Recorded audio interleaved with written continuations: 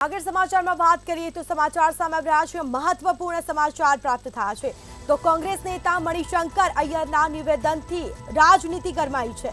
પાકિસ્તાન સાથે વાતચીત કરવી જોઈએ મણિશંકર અય્યરનું આ નિવેદન સામે આવ્યું છે, જેમાં મણિશંકર અય્યરે પાકિસ્તાનની વકાલત કરતા જ પાકિસ્તાનને સન્માન આપવું જોઈએ તેવું નિવેદન સામે આવ્યું છે।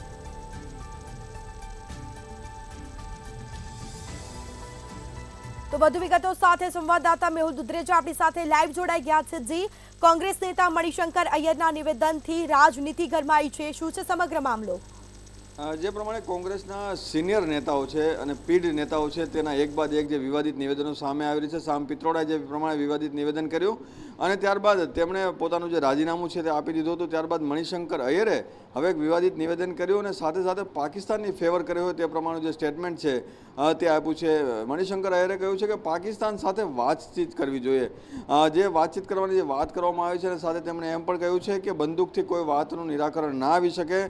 આ રીતની બે સ્ટેટમેન્ટ છે તેમણે આપ્યા છે, પરંતુ સૌથી મહત્ત્વની વાત એ છે કે પાકિસ્તાન જે આપણો દુશ્મન દેશ ગણાય છે, ઘણા બધા યુદ્ધો છે તે આપણા પાકિસ્તાનની સાથે થઈ ચૂક્યા છે અને સાથે પાકિસ્તાન જે આતંકવાદ ફેલાવીને ભારતની અંદર વારે વારે છમકલાઓ કરી રહ્યું છે, દેશના નાગરિકોને મારી રહ્યું છે, ત્યારે આ પ્રમાણે પાકિસ્તાનની ફેવર કરવી તે એક અયોગ્ય ટિપ્પણી જે કહી શકાય। અને સાથે જ તમામ જે ભાજપના નેતાઓ છે તે પણ મણિશંકર અય્યરના જે નિવેદન છે તેને વખોડી રહ્યા છે।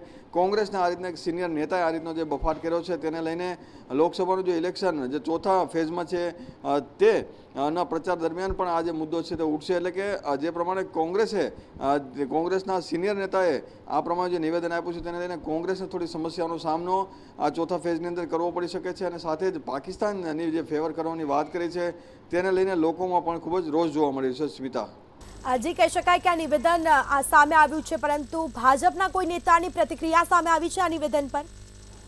હજી હાલ આ મામલે ભાજપના નેતાઓએ કોઈ ઓફિશિયલ નિવેદન આપ્યું નથી, પરંતુ તમામ જે નેતાઓ છે તેમાં રોષ જોવા મળી રહ્યો છે, ગણગણાટ અત્યારે છે ભાજપની અંદર વધી રહ્યો છે અને સાથે કહેવામાં આવે છે કે આવા જે લોકો છે સિનિયર નેતા જે કહેવાય છે અને સાથે સાથે જ જે એટલા વર્ષોથી રાજનીતિમાં રહેલા છે તેવા લોકો મણિશંકર અય્યર જેવા નેતાઓ જે છે તે આ રીતનું પાકિસ્તાનની ફેવરનું જે નિવેદન કરે તે યોગ્ય કહી શકાય।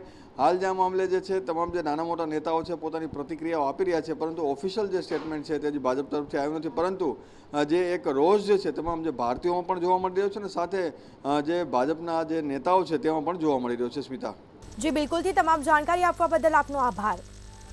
તો કહી શકાય કે પાકિસ્તાન સાથે વાતચીત કરવી જોઈએ મણિશંકર અય્યર કરી પાકિસ્તાનની વકાલત। તો આ સમાચાર સામે આવી રહ્યા છે મહત્વપૂર્ણ, પાકિસ્તાનને સન્માન આપવું જોઈએ મણિશંકર અય્યરનું આ નિવેદન સામે આવ્યું। તો બંદૂક લઈને ફરવાથી તણાવ વધી રહ્યો છે,